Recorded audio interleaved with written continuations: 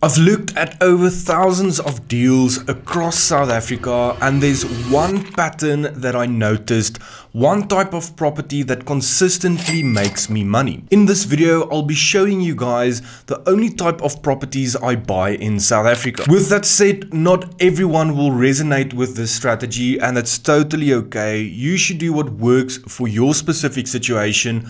I'm simply sharing what has worked for me. Without wasting any time, let's jump straight into it. And I've created a property checklist with a few conditions, and every property that I buy needs to meet all of these conditions. Otherwise, I'm not willing to make an offer. With that said, there's 5 conditions that every property that I purchase needs to meet. And if there's one condition it doesn't meet, I do not buy this property. So the first thing is it needs to be in a high demand area. Think of a high demand area as location. You've probably heard people say location, location, location is the most important thing when you buy property. And yes, this is very true, because you want to buy in a high demand area. Just because it's a good looking neighborhood and the property itself is good looking doesn't necessarily mean it is in a high demand area. Think of an area where you know there is enough rental demand. At the end of the day, your tenant is the bloodstream of your investment, and with no tenants, you don't make any money. If you see thousands of listings of properties available to rent in that specific area,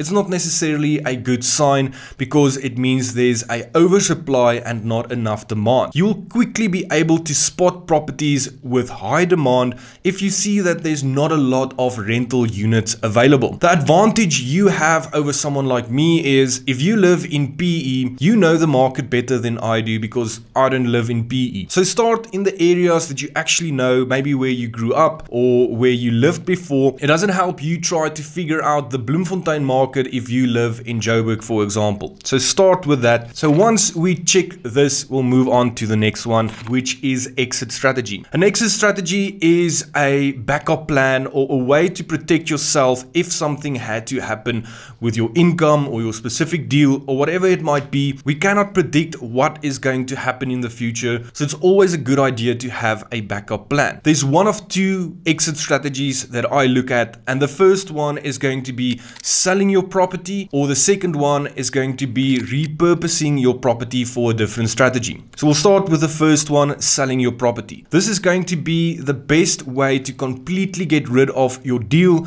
but you don't want to lose money when you sell your property, and I'll get back to that in just a second when I talk about the next condition. The second exit strategy is simply being able to repurpose your property. Think of using a residential property and turning it into a Airbnb, or turning a residential property into a multi-let. That means you're shifting your strategy instead of just selling the property. So once we have our exit strategy in mind and we know that it's possible to sell this property and still make money and be able to repurpose the property, I would move to the next condition, which is to buy it below market value. This is a big one for me, and this is something that I talk about on the channel quite often. There's a saying where you make your money once you buy. And this is very true, because the cheaper you can buy a property, the more fat you have available in the deal for risk and stuff that can go wrong in the future. So there's a few ways that I determine whether I can actually make a lower offer,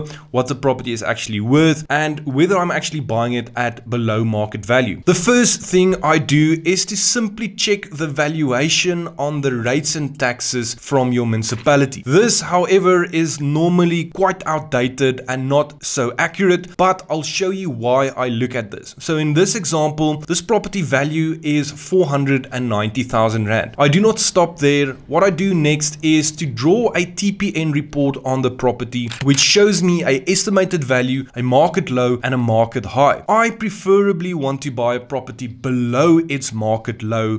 That means I'm actually making money from day one. So instead of just using one valuation amount, I want to use an average. So in this example, I'll use the estimated value on the TPN report, as well as the property value on the rates and taxes. And then lastly, I would use the listing price of the property. And in this example, it was 710,000 Rand. So what I do next is to use an average. So I'll literally just combine all three amounts, which is 710,000 and also the TPN estimate of 725,000, as well as the rates and taxes valuation of 490, and we divide that by 3 to get an average, which gives us 641,000 Rand. So that means this is the average price I will be willing to pay for a property, but if I can buy it for less than that amount, that would be fantastic. So that's the whole idea of getting an accurate valuation of the property, and there's a few extra steps that you can take to confirm this,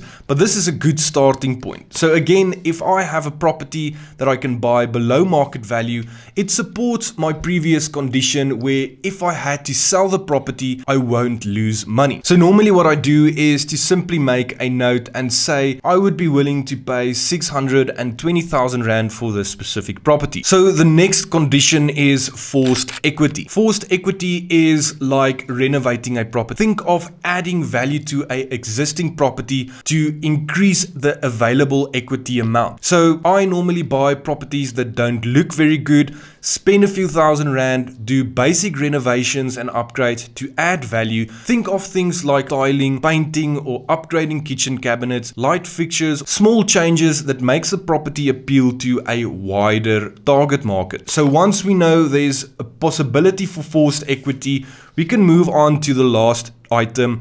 And this is probably the most important one on my list. It needs to be cash flow positive. And what I'm going to do is I'm going to show you guys the actual deal here, and I'm just going to quickly run through it to simplify this process. The property value is effectively the amount I'm going to register the property for.